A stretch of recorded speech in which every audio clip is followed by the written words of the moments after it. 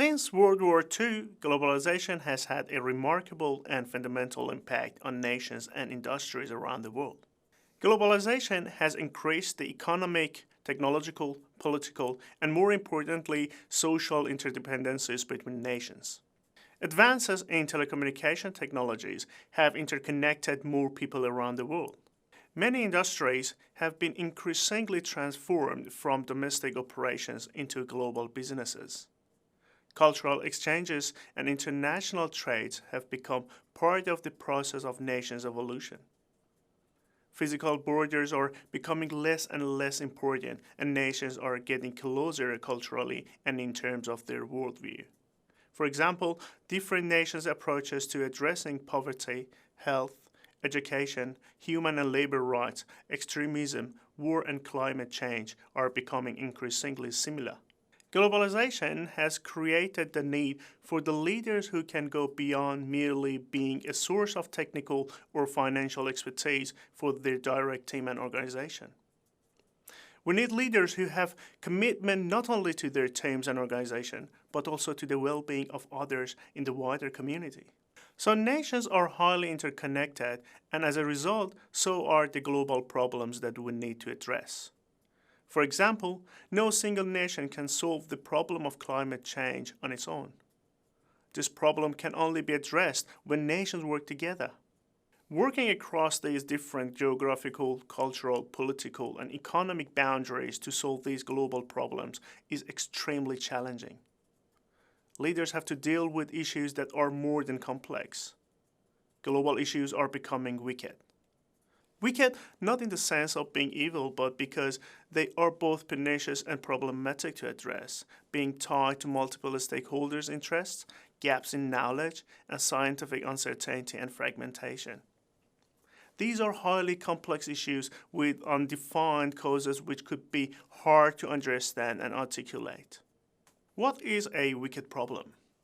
A wicked problem, according to Horst Rittel, who has coined the term wicked problem, is defined as a social or cultural problem that is difficult or impossible to solve for as many as 4 reasons: incomplete or contradictory knowledge, the number of people and opinions involved, the large economic burden, and the interconnected nature of these problems with other problems.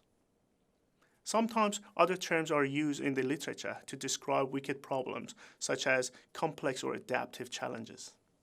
Poverty, sustainability, and equality are examples of wicked problems. They are multidimensional, engage many stakeholders, and may have significant impact on various aspects of people's lives. For example, poverty is linked to education, nutrition, health, economics, politics, and even culture.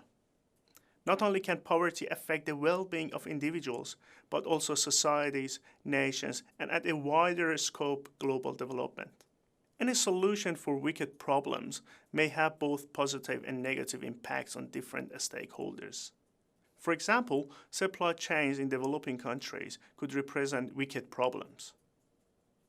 The Rana Plaza case in Bangladesh in 2013, where more than 1,100 workers lost their lives due to the building collapse, illustrates how global issues are interrelated and significantly affect human life.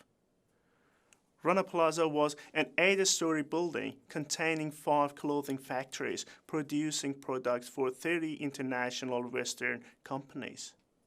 Western companies outsource manufacture to undeveloped and developing countries to benefit from low-cost production.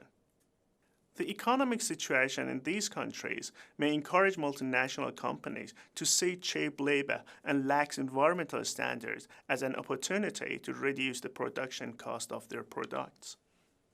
They don't, however, consider the possible negative impact of the cost-saving approach on the workers in both the developing and undeveloped countries. These countries often have limited or non-existent regulation around labor rights, which leads the international supply chains to have severe impact on the workers' life and well-being in the host countries.